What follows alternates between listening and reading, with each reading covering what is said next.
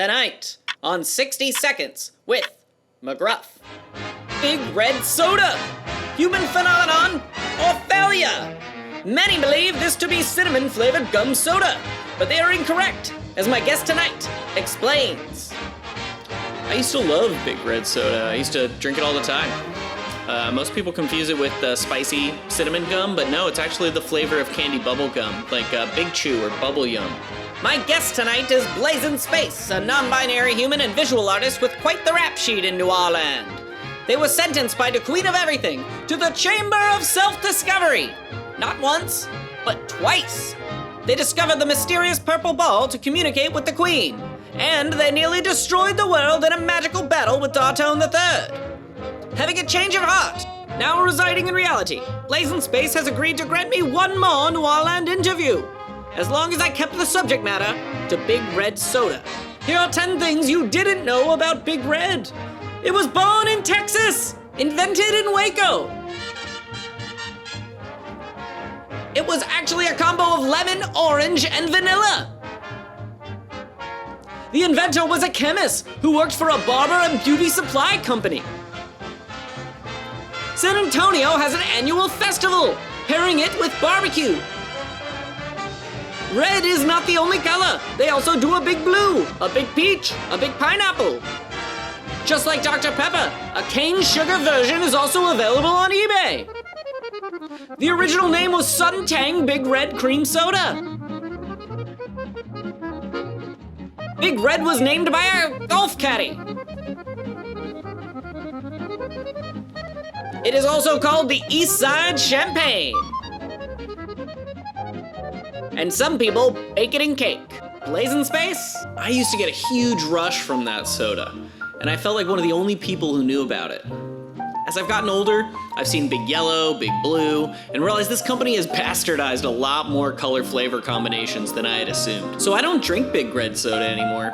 But how have you survived all these years without drinking it? Without that rush? One word, McGruff. Synesthesia. Sinus what? Synesthesia. It's the connection of visual and musical interplay. The accidental cognitive connections our brains make with art, with color, with light, with sounds. And it's not just an eye thing. People who are blind or deaf can also experience synesthesia. It's a human phenomenon. To me, it's the natural instinct to try to turn our experiences, random or contrived, into story. It goes back to the very essence of Weird at Night's obsession with Dada and surreal art. Synesthesia is a fresh way of experiencing the world through a mixing of the senses. It's what I do as a VJ or a projectionist or a visualist, whatever you want to call it. Interesting. Can you give me an example? I'm glad you asked, McGruff. Sure.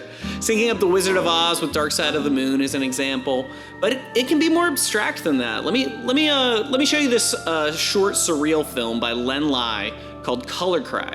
It was made in 1952. Len was a New Zealand artist known primarily for his experimental films and kinetic sculptures. In this film, his first major American film, he found a striking new way to use Man Ray's rayogram, or shadow cast process.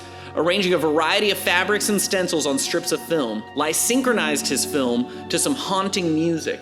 But today, I've synced it with a wonderful track by Afrocop off their incredible release Moondust, which came out in 2020. So, McGruff, I give you synesthesia, baby.